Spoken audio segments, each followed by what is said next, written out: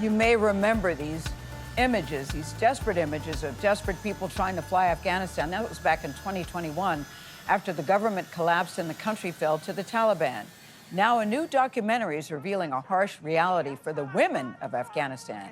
It is produced by Oscar winner Jennifer Lawrence, executive produced by Nobel Peace Prize winner Malala Yousafzai, and it's directed by an Afghan filmmaker. Her name is Sahra Mani.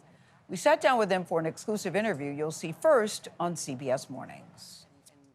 Set the table for us, Sahra, because I think we've all heard the story, we know the story, but watching your film, I found myself many times going, I didn't know that, I didn't know that, I didn't know that. So set the table. Women in Afghanistan cannot do what? Women in Afghanistan, they are not allowed to go to work. They are not allowed to get education. They are not allowed to even go to street without a chaperone. They are not allowed to sing. They are not allowed even to sing. They are not allowed to play music. They are not allowed to make a film inside Afghanistan. And recently, they are not allowed to go to restaurant and buy food. Afghan filmmaker Sahra Mani says this is a reality for millions of women in Afghanistan living back under Taliban rule, a situation that caught the attention of actor Jennifer Lawrence back in 2021. Taliban fighters behind the desk of the presidential palace. My first reaction when watching that was to do what the Taliban did not want us to do, which was give access and facilities to the people on the ground to capture what was happening on the ground in real time, because obviously the Taliban flourishes in secrecy.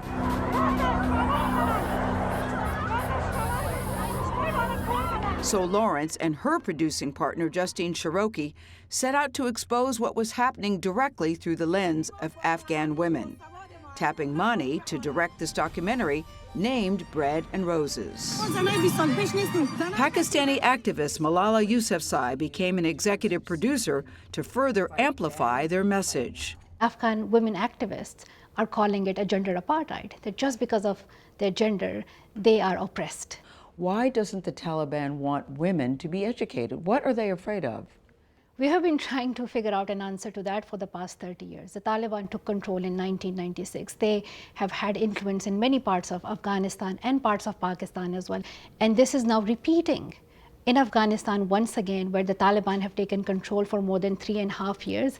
I cannot find any explanation that justifies it to me. How can you stop a girl from her school?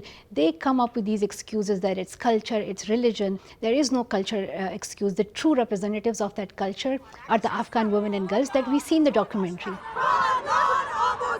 The documentary follows 3 Afghan women who secretly film their protest and their painful solitude. I want to capture the intimate moment of their life, and I want people to feel them, to smell the life of Afghan women under a Taliban dictatorship. But also I was encouraged with their life and how much they're fighting for better. One of the things that people admire about you, Jennifer, is that you're known for speaking your mind about many subjects. Can you imagine living in a world where you are told you cannot speak in public as a woman? I can't. I can't either. I can't imagine not being able to take a taxi or being able to listen to music. I can't imagine if just the sound of my voice was illegal. Malala came face to face with the Taliban in Pakistan in 2012 when she was shot in the head for daring to fight for the right to go to school. Malala, we are still fighting the same fight, and I'm wondering, does it make you weary? Does it make you angry? Does it surprise you that we are all sitting here in 2024 having this conversation? How this feels to you personally, as someone who knows the dangers of this and knows how your life could end? I was so grateful for the support that I received, but I was only 15 years old when I was attacked by the Taliban, and I survived, and I admired the support people gave me.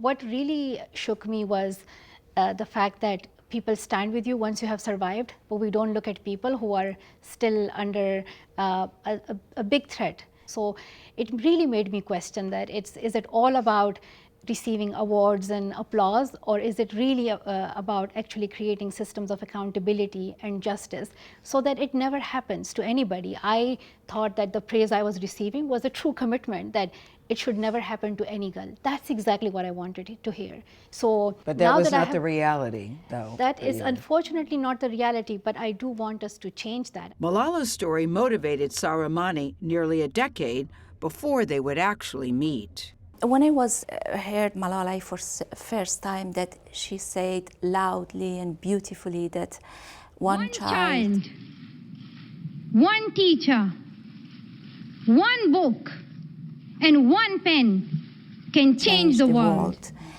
I thought to myself that maybe one movie, one camera, and one director also can bring change to their own society. And that's really encouraged me and inspired me to take out my camera, go out and find a story to tell. And I think it was that the reason these women trust me with their stories, start sending their video.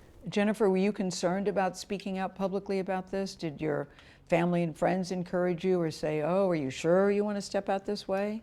Did you have that? My family and friends definitely encouraged me not to. Not to, because they were concerned about? It's dangerous. Of course it is.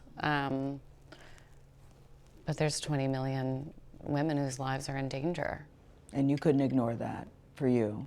You know, there are some people that say, Jennifer Lawrence, why is she even inserting herself? Because whenever anybody speaks out, a famous person, it inevitably comes with trolls of some type. Mm-hmm. What did the trolls say, and how did you handle that? Well, they always say different things. I did a 60 Minutes interview where I explained that I dropped out of middle school, so I'm technically not educated. Mm-hmm. And so I think a common one, especially with this subject, is, you know, why is somebody without an education trying to talk about politics? And to that you say? To that I say it's not political. You know, it's people's lives. It's political in the sense that you should push your Congress people, and you should get involved to make our government more accountable than the UN can recognize gender apartheid. But I don't find it political, and also I am educated in filmmaking. I'm educated in telling stories. The three women who are in this documentary, they are speaking on behalf of 20 million Afghan women and girls.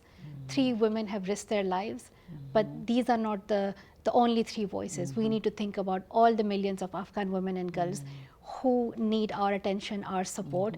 Let's share our solidarity with them. Boy, it is extraordinary what these women have done. When you think about it, the Afghan women who were profiled in the piece, they had to shoot in secret, send it out in secret to Sahra, who would then edit it and make a documentary of it. Jennifer and Malala, of course, very well-known voices who give their power and prestige to this, because that, of course, will put eyeballs on it. Right.